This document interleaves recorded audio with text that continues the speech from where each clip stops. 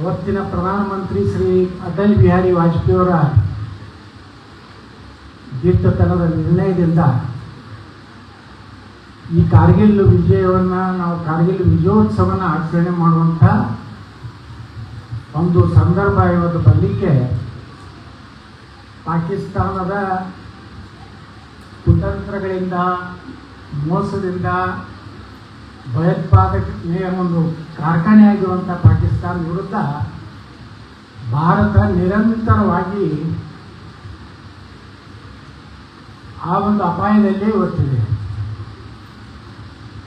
ಒಂದು ಕಡೆ ನಾವು ಚೀನಾನ ಎದುರಿಸಬೇಕು, ಇನ್ನೊಂದು ಕಡೆ ಪಾಕಿಸ್ತಾನವನ್ನು ಎದುರಿಸಬೇಕು, ಒಂದು ಕಡೆ ಬಾಂಗ್ಲಾ ಎದುರಿಸಬೇಕು. ಅದಕ್ಕಿಂತ ದೊಡ್ಡ ಅಪಾಯ ಏನಂದ್ರೆ ಈ ದೇಶದ ಅನ್ನ ತಿಂದು ಈ ದೇಶದಲ್ಲಿರುವಂಥ ಕೆಲವೊಂದು ನೀಚರನ್ನು ಸಹ ಎದುರಿಸುವ ಪರಿಸ್ಥಿತಿ ದೇಶದಲ್ಲಿದೆ.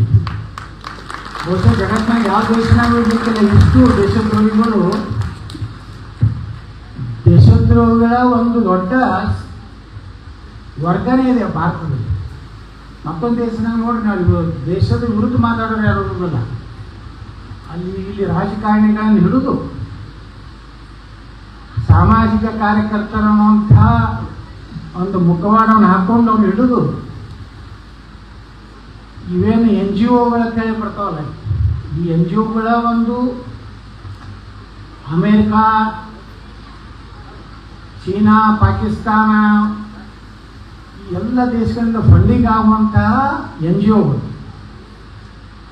ಇವುಗಳನ್ನ ಭಾರತದಲ್ಲಿ ಅಭದ್ರ ಮಾಡಬೇಕು. ಭಾರತ ಜಗತ್ತಿನ ಒಂದು ದೊಡ್ಡ ಶಕ್ತಿ ಆಗಬಾರ್ದು ಅಂತ ದೊಡ್ಡ ಅಮೇರಿಕಾ, ಚೀನಾ ಮತ್ತು ಯಾವಾಗಲೂ ಚಿಂತೆ ಮಾಡೋದು ಭಾರತದ. ಅವ್ರು ತಮ್ಮ ಮನೆಯಾಗ ವಿಚಾರ ಮಾಡ್ತಾರೆ ಗೊತ್ತಿಲ್ಲ. ಅದು ಭಾರತ ಯಾವಾಗೂ ಶಕ್ತಿಶಾಲಿ ರಾಷ್ಟ್ರ ಆಯ್ತಂದ್ರೆ ನಮಗೆ ಭಯ ಅನ್ನುವಂಥದ್ದು. ಪಾಕಿಸ್ತಾನ ಅಂತ ಕೆಲಸನೇ ಇಲ್ಲ. ಮುಂಜಾನೆ ಎದ್ಕೊಳ್ಳಿನ ಅದು ಬಾಂಬ್ ಹಾಕೋದು ಎಲ್ಲ ಕೂಳಿಲ್ಲ. ಅಲ್ಲಿ ಆ ಹಾಕಾರ ನೋಡಿದ್ರೆ ಅದು ದುರ್ದೈವ ಅಂದ್ರೆ ಈ ದೇಶದಲ್ಲಿ ಭಾಳ ಆರಾಮದಾರ. ಕೆಲವೊಂದು ಜನ ಸರಿಯಾಗಿ ಊಟ ಸಿಗ್ತದೆ, ಸರಿಯಾಗಿ ಎಷ್ಟು ಬೇಕಾದಷ್ಟು ರೈಲ್ವೆ ಸುಟ್ಟರು, ಆಯಾ ಸರ್ಕಾರಗಳು ಬಂದಾಗ ಮಾಫಿ ಮಾಡ್ತಾರೆ, ಬಸ್ ಸುಡ್ತಾರೆ, ದೇವಸ್ಥಾನಗಳನ್ನು ಕೆಡುತ್ತಾರೆ, ಅಮಾಯಕ ಜನರನ್ನು ಕೊಲೆ ಮಾಡ್ತಾರೆ, ಚಟುವಟಿಕೆ ಸಪೋರ್ಟ್ ಮಾಡ್ತಾರೆ. ಇಂಥವನ್ನೆಲ್ಲನೂ ಮೀರಿ ಭಾರತ ಇವತ್ತು ಜಗತ್ತಿನ 3ನೇ ನೋಡ್ತೀವಪ್ಪ. ಈ ದೇಶದ ಸೈನಿಕರ ಬಗ್ಗೆ ರಾಜಕಾರಣಿಗಳು, ಮಂತ್ರಿಗಳು ಯಾವ ರೀತಿ ಹೇಳಿಕೆ ಕೊಡ್ತಾರೆ, ಅವೇನು ಸಂಬಳ ಕೊಡ್ತಾರೆ, ಹೋಗ್ತಾರೆ, ತಿನ್ನಲಿಕ್ಕೆ ಕೂಡುವುದಿಲ್ಲ, ಹೋಗ್ತಾರೆ. ಇದೆಲ್ಲ ನಾವು ವಿಧಾನ ಪರಿಷತ್ನಲ್ಲಿ ನಾವು ಸದಸ್ಯರಿದ್ದಾಗ ನಾವು ಹಿಂಗಾಯ್ತು. ಯಾರು ದಿನೇಶ್ ಅಮೀನ್ಮಠ ಒಬ್ಬ ಪತ್ರಕರ್ತ, ಸಿದ್ದರಾಮಯ್ಯನವರ ಪತ್ರಿಕಾ ಕಾರ್ಯದರ್ಶಿ, ಅವನು ಸ್ಟೇಟ್ಮೆಂಟ್ ಕೊಟ್ಟಿದ್ದ. ಸೈನಿಕರು ಸುಮ್ಮನೆ ಪುಕ್ಕಟ್ಟು ಹೋಗೋದಿಲ್ಲ, ಅವ್ರು ಸಂಬಳ ಕೊಡ್ತಾರೆ, ಎಲ್ಲ ಅನುಕೂಲ ಇರ್ತದೆ, ಹಳ್ಳಿಯಾಗಿರ್ತಾರೆ, ನಿರುದ್ಯೋಗಿರ್ತಾರೆ, ಹೋಗ್ತಾರೆ. ಅವ್ರು ಸಿದ್ದರಾಮಯ್ಯನವರು ಇತ್ತು ವಿಧಾನ ಪರಿಷತ್ನಾಗ, ಅವನು ಕೂತಿದ್ದ ಅಲ್ಲಿ ಇದರ ಅಭಿಯೊಳಗೆ. ಯಾಕಂದರೆ CM ಬಂದಾಗ ಅವ್ರು ಕನ್ಸರ್ನ್ ಇದ್ದವರು ಎಲ್ಲ ಬರ್ತಾರೆ, ಚೀಫ್ ಸೆಕ್ರೆಟರಿಗಳು ಕನ್ಸರ್ನ್ ಎಲ್ಲ ಬಂದಾಗ ನಾನು ಕೇಳಿದೆ ಸಿದ್ದರಾಮಯ್ಯನವರು, ನಿಮ್ಮ ಒಬ್ಬ ಪ್ರತಿನಿಧಿ ಹಿಂಗೆ ಉತ್ತರ ಕೊಡ್ತಾವ, ನಾನು ಅವ್ನಿಗೆ ಹೇಳ್ತೀನಿ, ಅವನು ಇಲ್ಲಿ ಅದನ ಅವನ ಮಗನ ಮಿಲಿಟ್ರಿ ಕಳ್ಸತ್ತೇಳಿದ್ರೆ ನಾ 25 ಲಕ್ಷ ರೂಪಾಯಿ ವಿಶೇಷ ಬಹುಮಾನ ಕೊಡ್ತೀನಿ. 25 ಲಕ್ಷ ರೂಪಾಯಿ ಕೊಡ್ತೀನಿ ಅಂತ ಹೇಳಿದ. ನೋಡಿ, ಒಂದು ಮನುಷ್ಯನ ಮೌಲ್ಯವನ್ನು ನಾವು ಅಳಿಲಿಕ್ಕಾಗಲ್ಲ. ಅವನು ದೇಶಭಕ್ತಿ ಇದ್ದಲ್ಲಿ ಅವನು ಹೋಗ್ತಾನೆ. ದೇಶಭಕ್ತಿ ಇದ್ದಾದ್ರೆ ಯಾರೂ ಸೈನ್ಯಕ್ಕೆ ಸಿಗೋದಿಲ್ಲ. ಭಾರತೀಯ ಸೈನ್ಯ ಜಗತ್ತಿನ 3ನೇ ದೊಡ್ಡ ಸೈನ್ಯ. ಇವತ್ತು ಈ ಸೈನ್ಯ ಐತಂತೇಳಿ ನಾವೆಲ್ಲ ಸುರಕ್ಷಿತವಾಗಿ ಇವತ್ತು ಭಾರತದಲ್ಲಿ ನಮ್ಮ ಜನ ಜೀವಂತಿದೆ. ಈಗಂದರೆ ಪಾಕಿಸ್ತಾನದ ಸಂಚುಗಳು ಎಷ್ಟು ಕಡೆ ಬಾಂಬ್ ಸ್ಫೋಟ, ಎಷ್ಟು ಕಡೆ ನಮ್ಮ ಜನರ ಕೊಲೆ, ಅಮಾಯಕ ಜನರ ಕೊಲೆ ಆಗ್ತದೆ. ಅವ್ರಿಗೇನು ಜಾತಿ ಗೀತಿ ಏನಿಲ್ಲ. ಅವ್ರಿಗೆ ಅವ್ರು ಪಾಕಿಸ್ತಾನದಾಗ ತಮ್ಮ ಮಸೂತಿ ಮ್ಯಾಗನೇ ಬಾಂಬ್ ಹಾಕ್ತಾರೆ. ಮತ್ತು ನಮ್ಮ ಭಾರತದಾಗ ಇರ್ತಾರೆ, ಮಸೂತಿ ಒಳಗೆ ಬಾಂಬ್ ಹಾಕ್ತಾರೆ. ಎದಕ್ಕಂದ್ರೆ ಅದು ಶಿಯಾ ಐತಿ, ಇದು ಸುನ್ನಿ ಐತಿ, ಅವು ಮೊಹಮ್ಮದಿ ಐತಿ. ಅದ್ರ ಸಲ ಬಾಂಬ್ ಹಾಕಿ ಅಮಾಯಕ ಸಾಲ ಮಕ್ಕಳು ಕೊಲ್ತಾರೆ. ನೀವು ನೋಡ್ತಿರಲ್ಲ ಯಾವ ಪರಿಸ್ಥಿತಿ ನಾವು ನೋಡ್ತೀವಿ. ಅಂದರೆ ಮಾನವೀಯತೆಯಲ್ಲಿಲ್ಲ ಅನ್ನೋ ಅದು ಯಾವುದು ಧರ್ಮ ಅದು. ನಾವೆಲ್ಲ ಹೇಳ್ತೀವಿ ಅಂದರೆ ಎಲ್ಲರೂ ಮಾನವರು, ಸಮಾನತೆ. ನಾವು ಹೋದರೆ ನಮ್ಗೆ ಭಾರತ ಏನು ಕಲಿಸ್ತದೆ, ವಿಶ್ವದ ಗುರು, ಎಲ್ಲರೂ ಒಳ್ಳೆಯದಾಗಬೇಕು, ಜಗತ್ತಿಗೆ ಒಳ್ಳೆಯದಾಗಬೇಕು, ಮಾನವ ಜನಾಂಗಕ್ಕೆ ಜಯವಾಗಲಿ ಕಲಿಸ್ತಾರೆ ನಮಗೆ. ವಸುದೇವ ಕುಟುಂಬಕಂ ಅಂತ ಕಲಿಸ್ತಾರೆ ಭಾರತದಲ್ಲಿ. ಅಂದರೆ ಎಲ್ಲರೂ ಇಡೀ ವಿಶ್ವನೇ ವಸುದೇವ ಅಂದರೆ ಕೃಷ್ಣನ ಒಂದು ಸಂತತಿ. ನಾವೆಲ್ಲ ಒಂದು, ನಾವು ಸಮಾನ ಕಲ್ತ್ಕೊಂಡ ಭಾರತದ ಮೇಲೆ ಇವತ್ತು ಯಾವ್ಯಾವ ಕಾರಣಗಳಿಂದ ಈ ದೇಶನಾಗ ಗಲಭೆ ಆಗ್ತಾ ಇದ್ದೋ ನೋಡಿ. ಅದಕ್ಕೆ ಇದಕ್ಕೆ ಏನು ಸಂಬಂಧಗಳು, ಯಾವ ಹೋರಾಟನಾಗ ಹಾಕಿ ತಮ್ಮ ಇವತ್ತು ನಮ್ಮ ಮನೆ ಕಾಶ್ಮೀರಕ್ಕೆ ಹೋಗಿದ್ದೇವೆ ಒಂದು ವಾರ. ಕಾಶ್ಮೀರದಲ್ಲಿ ಇವತ್ತು ಪೂರ್ತಿ ಶಾಂತಿ ನೆಲೆಸಿದೆ. ಅವಾಗ ನಾವು ಈ ಸೋಷಿಯಲ್ ಮೀಡಿಯಾದಲ್ಲಿ ಬರ್ತದೆ, ಇವತ್ತು ಕಾಶ್ಮೀರ ಪಂಡಿತರು ವಾಪಸ್ಸು ತಮ್ಮ ಮನೆಗೆ ಕಾಶ್ಮೀರಕ್ಕೆ ಹೋಗ್ತಾ ಇದ್ದಾರೆ. ಎಲ್ಲಿ ಸರಸ್ವತಿ ದೇವಸ್ಥಾನ ಇತ್ತು, ಇವತ್ತು ನರೇಂದ್ರ ಮೋದಿಯವರು ಅದನ್ನು ಪುನಶ್ಚೇತನ ಮಾಡಿದ್ರು. ನಾನು ಶ್ರೀನಗರನಾಗ ಹೋಗಿದ್ದೆ. ದೊಡ್ಡ ಡಿಫೆನ್ಸ್, ದೊಡ್ಡ ಒಂದು ಅಲ್ಲೇ ಎಲ್ಲ ಈ ಮುಖ್ಯಮಂತ್ರಿಗಳ ಮನೆ, ಗವರ್ನರ್ ಮನೆ ಎಲ್ಲ ಅಲ್ಲೇ ಅದ ಸುತ್ತಮುತ್ತ ನಮ್ಮ ಡಿಫೆನ್ಸ್. ಅಲ್ಲಿ ಮ್ಯಾಗ ಹೋಗಿದ್ದು ಒಂದು 200 ಟನ್ಗಳಿಗೆ ಹೆಚ್ಚು ಅಂದರೆ ಆದಿಶಂಕರಾಚಾರ್ಯರು ನಿರ್ಮಾಣ ಮಾಡಿದಂಥ ದೇವಸ್ಥಾನ. ಆದಿಶಂಕರಾಚಾರ್ಯರು ಯಾವಾಗ ಅಲ್ಲಿ ಹೋದ್ರು ನೋಡ್ರಿ, ಒಬ್ಬ ಚಿಕ್ಕ ಬಾಲಕ, ಬಾಳದವ್ರದ್ದು ಅಂತ್ಯ ಆಗಿದ್ದು 32-33 ವರ್ಷಕ್ಕೆ. ಇಡೀ ಭಾರತವನ್ನು ಸುತ್ತಿ ಶ್ರೀನಗರದಲ್ಲಿ ಒಂದು ಈಶ್ವರನ ಸ್ಥಾಪನೆ ಮಾಡಿ ಇವತ್ತು ಭಾರತದ ಭಾಗ ಅನ್ನೋದಕ್ಕೆ ಏನು ಬೇಕು ಎಲ್ಲನೂ ಇದೆ. ಅದ್ರ ದುರ್ದೈವನೆಂದರೆ ಈ ಆರ್ಟಿಕಲ್ 370 ಇತ್ತಲ್ಲ, ಅದರಿಂದ ಏನಾಗ್ಬಿಟ್ಟಿತ್ತು, ಈ ದೇಶದ ಅನ್ನ ತಿಂತಿದ್ರು, ಎಲ್ಲ ಮಜಾ ಮಾಡ್ತಿದ್ರು. ಅಲ್ಲಿ ಒಬ್ಬ ಭಯೋತ್ಪಾದಕರಿಗೆ JKL ಒಬ್ಬ ಲೀಡರ್ಗೆ ಒಬ್ಬ ಪ್ರಧಾನಮಂತ್ರಿ ಕರೆದು ಪ್ರಧಾನಮಂತ್ರಿ ಕಚೇರಿ ಕರ್ಕೊಂಡು ಬಂದು ಅವರಿಗೆ ಗೌರವ ಕೊಡ್ತಾರೆ ಅಂದಮೇಲೆ ಭಾರತದ ಪರಿಸ್ಥಿತಿ ಆಗಿತ್ತು. ಇವತ್ತು ಅವನು ಒಳಗೆ ಯಾಕೆ ಜೈಲ್ನಾಗ ಅದಾನು, ಹೊಳಿಲಾಕತ್ತಾನ. ಈಗೇನು ವಿದೇಶದ ಹಣ ಏನು ಬರ್ತಾ ಇದೆಯಲ್ಲ ಭಾರತದಲ್ಲಿ, ಅದನ್ನು ತೆಗಿಬೇಕಂತ ನರೇಂದ್ರ ಮೋದಿಯವರು ಈಗ ಆ ಕಾನೂನು ತರ್ಲಾಕತ್ತಾರಲ್ಲ, ಅದಕ್ಕೆ ಎಲ್ಲ ಬೇರೆ ಬೇರೆ ಹೋರಾಟನ ಜೋಡಿ ಸೇರಿ ಏನೋ ಗೆದ್ದಿವತ್ತು ಅನಿಸಿರ್ಬೇಕು. ನಾನು ಎಷ್ಟು ಮಾತು ಹೇಳ್ತೀನಿ, ನರೇಂದ್ರ ಮೋದಿಯವ್ರ ತನ ಈ ದೇಶದಲ್ಲಿ ಯಾರೂ ದೇಶವನ್ನು ಅಭದ್ರ ಮಾಡಲಿಕ್ಕೆ ಸಾಧ್ಯ ಇಲ್ಲ. ಇವತ್ತು ನನಗೆ ಸೈನಿಕರು, ಭಾಳ ಸೈನಿಕರು ಸೋಷಿಯಲ್ ಮೀಡಿಯಾದಲ್ಲಿ ನನ್ನ ಜೊತೆ ಅವರಲ್ಲಿ ಮಾತಾಡ್ತಿರ್ತಾರೆ. ಕಾಶ್ಮೀರದಲ್ಲಿದ್ದವರು, ಆಸಾಮ್ದಲ್ಲಿದ್ದವರು, ಅವ್ರು ಹೇಳ್ತಾರೆ ಇವತ್ತಿನ ವಾತಾವರಣ ಬೇರೆ ಇದೆ. ಹಿಂದೆ ನೀವೆಲ್ಲ ನಿವೃತ್ತಿ ಆಗುವುದಕ್ಕಿಂತ ಮೊದಲು ನೀವು ನೋಡಿದಂಥ ಪರಿಸ್ಥಿತಿ ಈಗಿಂದ ಬಹಳ ವ್ಯತ್ಯಾಸ ಇದೆ. ಆರ್ಟಿಕಲ್ 370 ತೆಗೆದ ಮೇಲೆ ನೋಡಿ, ಅಲ್ಲಿ ದುಡಿದು ತಿನ್ನೋರಿಗೆ ಇದು ಇಲ್ಲ. ಆದರೆ ರಾಜಕಾರಣಿಗಳಿಗೆ ಅವ್ರಿಗೆ ಬೇಕಾಗಿದ್ದೇನೆಂದರೆ ಇದೊಂದು ಯಾವಾಗಲೂ ಇಶ್ಯೂ ಇರಬೇಕು, ಇದಿದ್ರೇ ಫಂಡಿಂಗ್ ಆಗ್ತದೆ. ಪಾಪ ಅಮಾಯಕ ಮಕ್ಕಳನ್ನ ಭಯೋತ್ಪಾದಕರು ಮಾಡ್ತಾರೆ. ತಮ್ಮ ಮಕ್ಕಳು ಎಲ್ಲ ಇಂಗ್ಲೆಂಡ್ನಾಗ ಇರ್ತಾರೆ, ಅಮೇರಿಕಾದಾಗ ಇರ್ತಾರೆ. ಯಾರ ಮಕ್ಕಳು ಅವ್ರ ಮಕ್ಕಳು, ಉಮರ್ ಅಬ್ದುಲ್ಲಾ ಮಕ್ಕಳು ಲಂಡನ್ದಾಗೆ ಇರ್ತಾರೆ. ಪಾಕಿಸ್ತಾನದ ಪ್ರಧಾನಮಂತ್ರಿ ಅಲ್ಲಿ ಮಿಲಿಟರಿ ಹೆಡ್ ಇದ್ದಾರೆ, ಅವ್ರ ಮಕ್ಕಳು ಎಲ್ಲಿರ್ತಾರೆ, ಇಂಗ್ಲೆಂಡ್ನಾಗೆ ಇರ್ತಾರೆ. ಸಾಯುವುದೇ ಅವು ಈ 500 ರೂಪಾಯಿ ಪಗಾರ ತೊಗೊಂಡು ಕಲ್ಲು ವ್ಯವಸಾಯ. ಈ ಸ್ಥಿತಿ ಒಳಗೆ ಇವತ್ತು ಅದು ಗೊತ್ತಾಗ್ಲಕತ್ತದ, ಕೆಲವೊಂದು ಪರ್ಸೆಂಟೇಜ್ ಗೊತ್ತಾಗ್ಲಕತ್ತದ. ಆದರೂ ಅದೊಂದೇನು ಜಾತಿ ಒಂದು ಮೋಹ ಐತಲ್ಲ, ಇನ್ನೂ ಹೊರಗೆ ಬಂದಿಲ್ಲ. ಅವ್ರನ್ನ ಕಾಶ್ಮೀರನ ಕೇಳ್ತಿದ್ದೆ, ಎಲ್ಲೆಲ್ಲೆಲ್ಲಿ ಆ ವಿಷಯ ಬಂದು ಮಾತಾಡ್ತಿದ್ದಿಲ್ಲ. ಅವ್ರು ಡ್ರೈವರ್ಗಳು ಕೇಳ್ತಿದ್ದರು ನಾವು ಎಲ್ಲ. ನಮ್ಮ ಗೌರ್ಮೆಂಟ್ನಿಂದ ನಮಗೆಲ್ಲ ಸೆಕ್ಯೂರಿಟಿ ಇತ್ತು. ಕಾಶ್ಮೀರ ಇವತ್ತು ಉಳಿದಿದೆ. ಯಾವ ತೀರ ಭವಾನಿ ಅನ್ನೋ ದೇವಸ್ಥಾನಕ್ಕೆ ಹೋಗಿದ್ವಿ. ಇದು ಹೆಂಗೈತಂದ್ರೆ ನಾವು ಎಲ್ಲಿವರೆಗೆ ಶಕ್ತಿವಂತರಿದ್ದೀವಿ ಅನ್ನೋದು ತೋರಿಸೋದಿಲ್ಲ. ದುನಿಯಾ ಜುಕ್ತಿ ಹೇ ಜುಕಾನೆ ವಾಲೆ ಚಾಹಿಯೇ. ಹಂಗೆ ನರೇಂದ್ರ ಮೋದಿಯವರು ಇವತ್ತು ಭವಿಷ್ಯದಲ್ಲಿ ಬರೋಬ್ಬರಿ ಅವರು ಕಾಶ್ಮೀರ್ನಾಗ ಅದಾರ. ಇಲ್ಲಂದ್ರೆ ಮನೆ ನೋಡ್ರಿ, ಉಮರ್ ಅಬ್ದುಲ್ಲಾ ಹೋಗಿ ತೀರ್ ಬಂದು ಹೋಗಿ ದೇವ್ರಿಗೆ ನಮಸ್ಕಾರ ಮಾಡಿ ಏನು ತೊಗೊಂಡು ಬಂದ, ಪ್ರಸಾದ ತೊಗೊಂಡು ಬಂದ. ಮೊದಲು ಅಂದರೆ ಅವರು ಇದ್ರಿಗೆ ನೋಡಿದ್ರೆ ಸಾಧ್ಯ ಇತ್ತು ನಾವು. ಅದಕ್ಕೆ ಇವತ್ತು ಸೈನಿಕರ ಒಂದು ದೊಡ್ಡ ಶಕ್ತಿ. ಅದಕ್ಕೆ ಲಾಲ್ ಬಹದ್ದೂರ್ ಶಾಸ್ತ್ರಿಯವರು ಜೈ ಜವಾನ್ ಜೈ ಕಿಸಾನ್ ಅಂತಾರೆ. ಅನುಪ್ರಯೋಗ ಮಾಡಿದ ಮೇಲೆ ಅಟಲ್ ಬಿಹಾರಿ ವಾಜಪೇಯಿ ಅದಕ್ಕೆ ಜೈ ವಿಜ್ಞಾನ ಅಂತ ಸೇರಿಸಿ.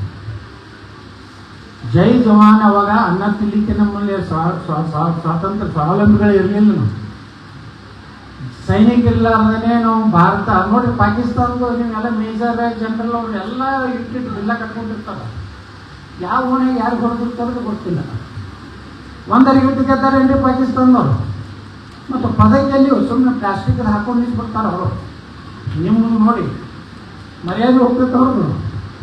ಹೇಳ್ರಿ ನೀವು, ಪಾಕಿಸ್ತಾನ ಭಾರತ ಬಿಟ್ಟು ಒಮ್ಮೆಲೆ ಗೆದ್ದೈತಪ್ಪ. ನಾವು ಎಂದೂ ಗೆದ್ದಿಲ್ಲ. ಆದರೂ ಸಹಿತ ಮೆಡಲ್ಗಳು ನೋಡ್ರಿ ಎಷ್ಟು ಹಾಕೊಂಡಿರ್ತಾರೆ. ಅವ್ರು ಯಾರು ಕೊಡ್ತಾರೋ, ಹೆಂಗೆ ಹಾಕೋತಾರೋ, ನಮ್ಮ ಓದ್ತಿರ್ತೀವಿ ನೋಡಿ ಎಲ್ಲ. ಇವ್ರು ಯಾರು ನೋಡೋದು ಗೆದ್ದಪ್ಪ. ಅಲ್ಲಿ ಒಳಗಿರುವಂಥ ಭಯೋತ್ಪಾದಕರೇ ಇವ್ರು ನೋಡಿತಾರೆ ಮಿಲಿಟ್ರಿ ಅವರು. ಇವಾಗ ನೀವು ನೋಡಕತ್ತಿರಲ್ಲ, ಅದು ಯಾವುದು ಬಲೂಚಿಸ್ತಾನ. ಅವರು ನಾವು ಫ್ರೀಯಾಗಿ ನಾವು ಸ್ವತಂತ್ರ ಆಗಿ ಅಂತ ಹೇಳ್ತಾರೆ. ಅಂದರೆ ಅಲ್ಲೇ ಸರಿ ಇಲ್ಲ. ಆದ್ರೆ ಈ ದೇಶದಲ್ಲಿ ಭಯೋತ್ಪಾದನೆ, ದೇಶದ ಚಟುವಟಿಕೆ ಎಲ್ಲ ನಿಗ್ರಹ ಮಾಡುವಂಥ ಕೆಲಸ ಇವತ್ತು ಎಷ್ಟು ಇಡೀ ಹಾಲು ತುಂಬೈತಿ. ಎಂದು ತುಂಬಿದ್ದು ಹಾಲು. ಆ ರಗಡ್ ಕಾರ್ಯಕ್ರಮ ಬಂದಿದ್ದು ಸರ್ಕಾರಕ್ಕೆ ಮುಂದೊಂದು ಪಾಪ ಆಫೀಸರ್ಗಳಿಗೆ ಅನಿವಾರ್ಯ ಇರ್ತದೆ. ಅವ್ರು ಬಂದ್ಕೊಟ್ಟಿರ್ತಾರ. ಮಂದಿ ಅಂದರೆ ಅದಕ್ಕೂ ಬರೋದಿಲ್ಲ. ಆದರೆ ಇವತ್ತಿಗೆ ನೀವು ಬಂದಿರಲ್ಲ, ನೀವೆಲ್ಲ ನಿಜವಾದಂಥ ದೇಶಭಕ್ತ, ದೇಶದ ಅಭಿಮಾನ ಇಟ್ಟುಕೊಂಡು ಇವತ್ತಿನ ಕಾರ್ಯಕ್ರಮದಲ್ಲಿ ಭಾಗವಹಿಸಿ. ಇದು ಒಂದು ರೀತಿ ದೀಪಾವಳಿ ಹಬ್ಬಿದ್ದಂಗೆ ನಮ್ಗೆ. ಇವತ್ತು ನಿಮ್ದೆಲ್ಲ ಮುಖದ ಮ್ಯಾಗಿಂದು ಲಕ್ಷಣ ನೋಡಿದ್ರೆ ಒಂದು ಹಬ್ಬದಲ್ಲಿ ಕೂತೀವಿ, ತ್ಯಾಗ ಮಾಡೋದನ್ನ ನೆನೆಸ್ಲಕತ್ತೀವಿ.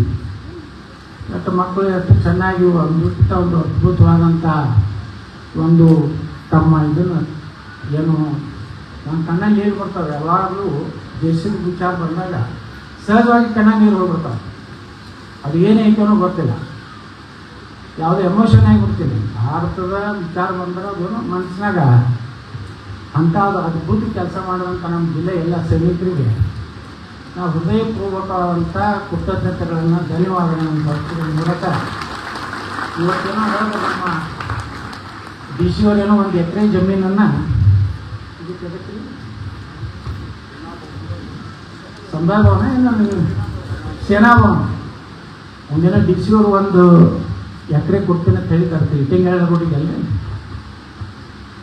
ಅದು ಅಲಾಟ್ಮೆಂಟ್ ಆಗಲಿ, ಮೊದಲೇ ಕಂತು 25 ಲಕ್ಷ ರೂಪಾಯಿ ನಾನು MLA ಫಂಡ್ ಅಂತ ಅದು ಕೊಡ್ತೇನೆ. ಒಂದು ಸುಂದರವಾದಂಥ ಸೇನಾ ಭವನ ವಿಜಯಪುರದಲ್ಲಿ ಆಗು. ನೀವು ರಿಟೈರ್ಡ್ ಆಗಿ ಬಂದ ಮೇಲೆ ಇಲ್ಲಿ ಭಾಳ ಸಂಘ ಸಂಸ್ಥೆಗಳದಾವೆ.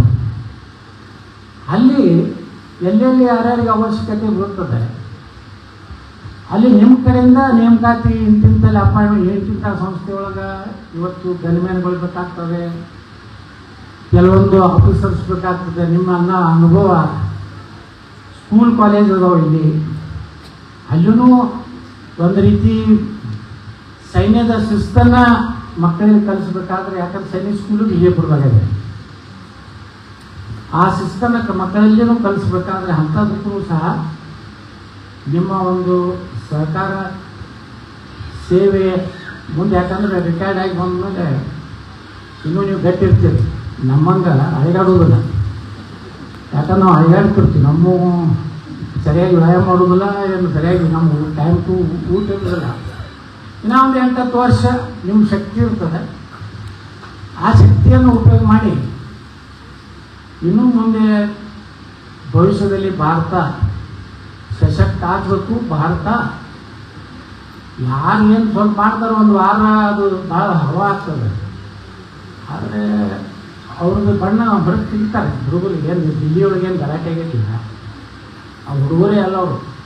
ಇವು ದೊಡ್ಡ ಹುಡುಗರುಗಳು ಅದಾವ. ಇವೆಲ್ಲ ಈಗ ಕಾನೂನು ಯಾಕೆ ಪಾಸ್ ಆಗ್ತದೆ, ಈಗ ಆಗ್ತದೆ. ಏನು ಕಾಪಿ ಆಯಿತು, ಏನು ನಕಲಿ, ಏನು ಕ್ವಶನ್ ಪೇಪರ್ ಓಟ್ ಆಯಿತು ಮಾಡ್ಕೊತಾರೆ. ಇವತ್ತು ನೋಡಿ KPSC ಒಳಗೆ ನಾನು ಮೊನ್ನೆ ಒಂದು CBI ಕೊಡೋಕ್ಕೆ ಒಂದು ಇದಾಕಿನಿ ಹೈಕೋರ್ಟ್ನಲ್ಲಿ. ನಮ್ಮ ಮಿಲಿಟ್ರಿಯವ್ರಿಗೆ ರಿಸರ್ವೇಷನ್ ಕೊಟ್ರಪ್ಪ, ಈ ಪೋಸ್ಟ್ ಅಂತಂದ್ರೆ ನಾಟಕ ಮಾಡ್ತಾರೆ. ಮೊನ್ನೆ ನಮ್ಮೊಂದು ಕಮಿಟಿ ಒಳಗೆ ಚರ್ಚೆ ಆಯಿತು ಸೈನಿಕರಿಗೆ ಜಮೀನು ಕೊಡೋದ್ರ ಬಗ್ಗೆ. ನಮ್ಮ ಕಂದಾಯ ಇಲಾಖೆ ಅಧಿಕಾರಿಗಳು ಹೇಳ್ತಾರೆ, ಇಲ್ಲ ಸರ್ ಕರ್ನಾಟಕದಲ್ಲಿ ಜಮೀನೇ ಇಲ್ಲ, ನಾವೇನಾದ್ರೆ 1,86,000 ಎಕರೆ ನಾವು ಕೊಡ್ಬೇಕಾಗ್ತದೆ ಸೈನಿಕರಿಗೆ, SC ST ಜನ ಹೀಗೆ ಎಲ್ಲರಿಗೂ ಕೊಡ್ಬೇಕಾದ್ರೆ ಇಷ್ಟು ಜಮೀನೇ ಉಳಿದಿಲ್ಲ. ಇದು ಕೊಡ್ಬೇಕಂತ ನಾವು ನಿರ್ಣಯ ಮಾಡಿದ್ರೆ ಈ ಕಡೆ ಮಧ್ಯಪ್ರದೇಶ ತನಕ ಹೋಗ್ಬೇಕು, ಈ ಕಡೆ ಆಂಧ್ರ ತನಕ ಹೋಗ್ಬೇಕಂತ ಹೇಳಿದ್ರು ಅವರು ಅಧಿಕಾರಿ.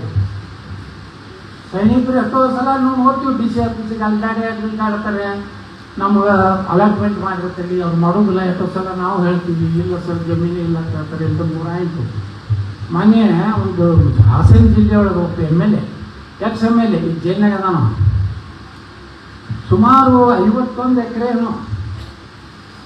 ಬೇನಾಮಿ ಇದು ಮಾಡಿಕೊಂಡು ಸರ್ಕಾರದ ಜಮೀನು ತಾನೇ ಚೇರ್ಮನ್ ಇದು. ನಮ್ಮ ಇದ್ರ ಕಮಿಟಿ ಇರ್ತದೆ ಅದ್ರದ್ದು. ಈಗ ನಮ್ಮ ಬಿಜಾಪುರ ಸಂಬಂಧಪಟ್ಟು ನಾನೇ ಚೇರ್ಮನ್ ಇರ್ತೇನೆ. ನಾವು ತಾನೇ ಹಾಕೊಂಡು 50 ಎಕರೆ ಪರ್ಮಿಷನ್. ಈ ಬೆಂಗಳೂರು ನೋಡ್ಬಿಟ್ಟು ಇಷ್ಟು ರಾಜಕಾರಣಗಳು ಎಷ್ಟು ಜಮೀನು ಹೊಡ್ಕೊಂಡು, ಹೀಗಾಗಿ ಯಾರು ಮಾತಾಡೋದಿಲ್ಲ. ನೀವು ವಿಧಾನಸಭೆ ಒಳಗೆ ಭಾಳ ಜೋರು ಮಾತಾಡೋದಿಲ್ಲ. ಯಾಕೆ ಮಾತಾಡೋದು? ಇವರು ತುಡು ಬರೋದಾರ, ಅವರು ತುಡು ಅವರು ಇವ್ರಿಗೆ ನೀನೇನು ಮಾಡಿ ಗೊತ್ತದೆ ತೆಗಿಲ್ಲ ನಿನ್ನ ಫೈಲ್ ಹಂಗಲ್ಲ ಮುಖ್ಯಮಂತ್ರಿಗಳ ಈ ಕಡೆ ಕೂತವ್ರ. ನಾನು ಹೇಳಿದೆ ಅಶೋಕ ಇವೆಲ್ಲ ನಾಟಕ ಯಾಕೆ ಮಾಡ್ತಾರೆ? ಮಾತಾಡೋದು ಸೀರಿಯಸ್ಸು ಮಾತಾಡೋದಿಲ್ಲ. ಅವ ಇನ್ನೊಬ್ಬ ಅದನ್ನ ಅವನು ಮಾತಾಡೋದೇ ಇದ್ರು. ಯಾಕಂದ್ರೆ ಅವ್ನಿಗೆ ದಿನ ಅವ್ನು ಆ ಫೈಲ್ ತಂದು ಹಿಂಗೆ ಇರ್ತಾನ ಈಗಿನ ಮುಖ್ಯಮಂತ್ರಿ. ಅಂದ್ರೆ ಇವೆಲ್ಲ ನುಂಗಪ್ಪಗಳೇ ನೋಡ್ರ. ಒಂದು ಪಶು ವೈದ್ಯಕೀಯ ಡಾಕ್ಟರ್ಗೆ 80 ಲಕ್ಷ ರೂಪಾಯಿ, ಒಂದು ಅಸಿಸ್ಟೆಂಟ್ ಕಮಿಷನರ್ ಆಗ್ಬೇಕಾದ್ರೆ 1 ಕೋಟಿ ರೂಪಾಯಿ. ನಾನು ಇದೆಲ್ಲ ವಿಧಾನಸಭೆಗೆ ಮಾತಾಡೀನಿ. ಮತ್ತು ಆ KPSC ಮೆಂಬರ್ಗಳು ಅವ್ರು ಏನಾರ ಅವ್ರ ಮನ್ಯಾಗ ಹೋಗಲಾರ ಕನ್ಯಾ ಇದ್ದು ಅಂದ್ರೆ ಲಗ್ನ ಆಗ್ತಿದ್ರೆ AC ಮಾಡ್ತಾರೆ.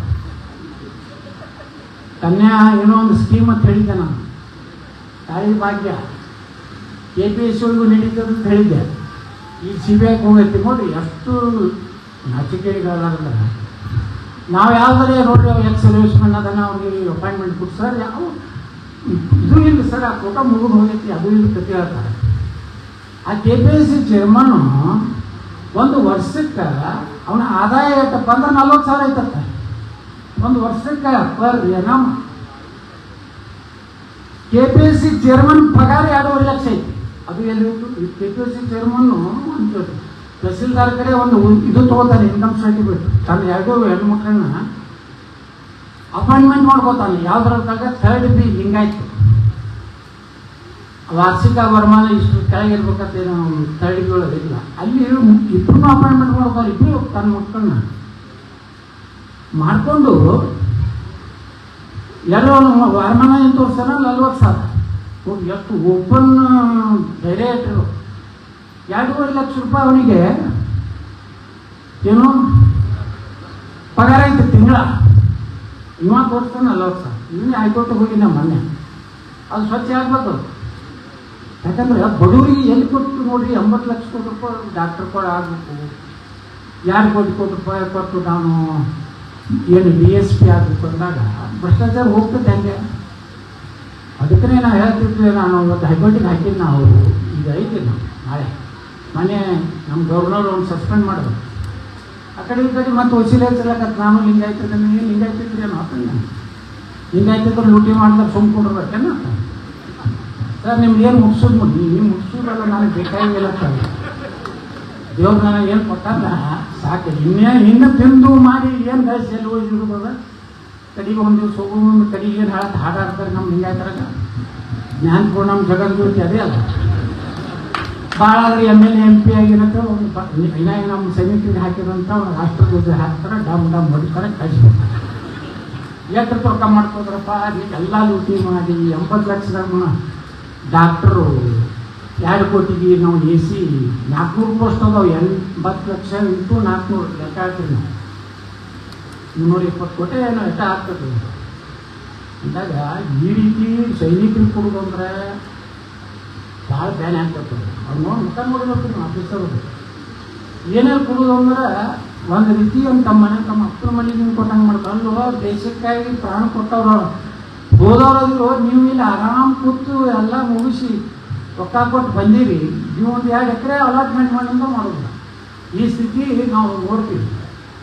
ಅದಕ್ಕೆ ಒಂದು ವೇಳೆ ಏನು ನನ್ನ ಕಡೆಯಿಂದ ಸಹಾಯ ಆಗ್ತದೆ ವಿಜಯಪುರದಲ್ಲಿ ಆ ಒಂದು ಏನು ನಮ್ಮ ಇದ್ರ ಭವನ ಮಾಡ್ಲಿಕ್ಕೆ ಸೇನಾ ಭವನ ಮಾಡುವಾಗ ಈಗಂತೂ 25 ಲಕ್ಷ ಕೊಡ್ತೀನಿ. ಮತ್ತು ಇನ್ನೊಂದು ಅಗದಿ ಅದನ್ನು ನೋಡಕ್ಕೆ ಬರ್ಬೇಕು. ಇಡೀ ರಾಜ್ಯದಿಂದ ಬರಬೇಕು. ನಮ್ಮ ಬಿಜಾಪುರ ಸೇನಾ ಭವನ ಹೆಂಗೆ ಮಾಡ್ಯಾರಪ್ಪ ಅನ್ನೋದು ನೋಡ್ಲಕ್ಕೆ ಬರೋಂಗ ನೀವೆಲ್ಲ ಕೂಡಿ ಮಾಡ್ಬೇಕಂತೇಳಿ ನಾವು ತಿಳ್ಕೊಂಡು ಇನ್ನೊಮ್ಮೆ ಕಾರ್ಗಿಲ್ ವಿಜಯ ನಮ್ಮ ಎಲ್ಲ ಹೆಮ್ಮೆಯ ವಿಜಯ ಅದಕ್ಕೆ ನಾನು ಕರೆಸಿ ದೇಶದ ಒಂದು ಇಂಥ ಒಂದು ಪವಿತ್ರವಾದಂಥ ಒಂದು ಕಾರ್ಯಕ್ರಮದಲ್ಲಿ ಭಾಗವಹಿಸಲಿಕ್ಕೆ ಅವಕಾಶ ಕೊಟ್ಟಂಥ ಸಮಸ್ತ ಸೈನಿಕ ಬಂಧುಗಳಿಗೆ ಶರಣು ಶರಣ ಅಂತ ಹೇಳಿ ನಾನು ಮಾತು ಮುಗಿಸ್ತೀನಿ. ಜೈ ಹಿಂದ್ ಜೈ ಕರ್ನಾಟಕ.